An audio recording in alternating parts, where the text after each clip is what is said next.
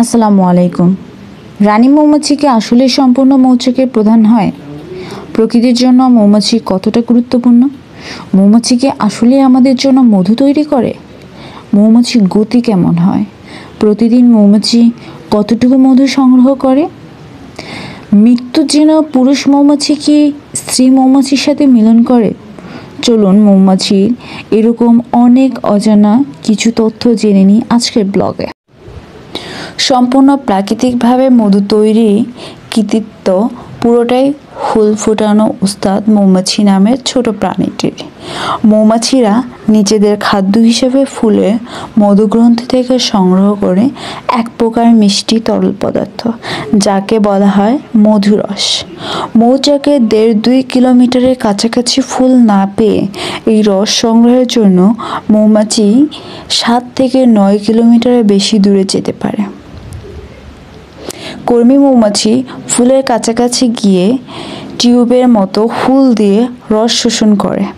মৌমাছির 2টি পাকস্থলীর মধ্যে একটিতে অথবা মধু পাকস্থলীতে জমা হয়।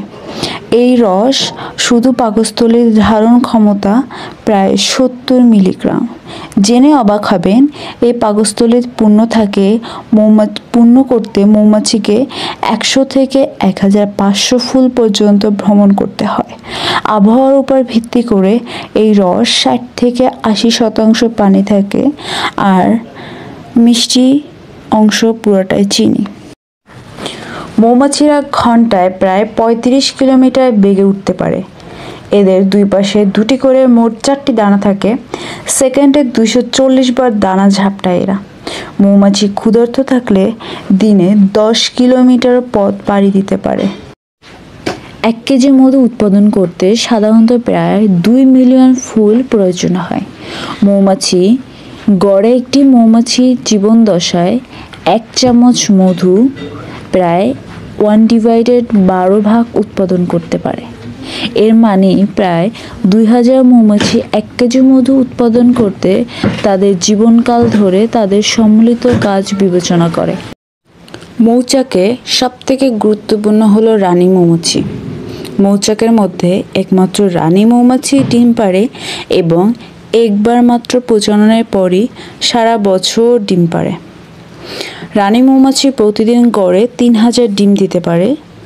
রানীর শরীর থেকে ফেরোমন নামক বস্তুর গন্ধ বের হয়, ফলে অন্যান্য মৌমাছি রানীকে ঘিরে রাখে এবং এক কলোনি থেকে অন্য কলোনিতে যেতে দেয় না।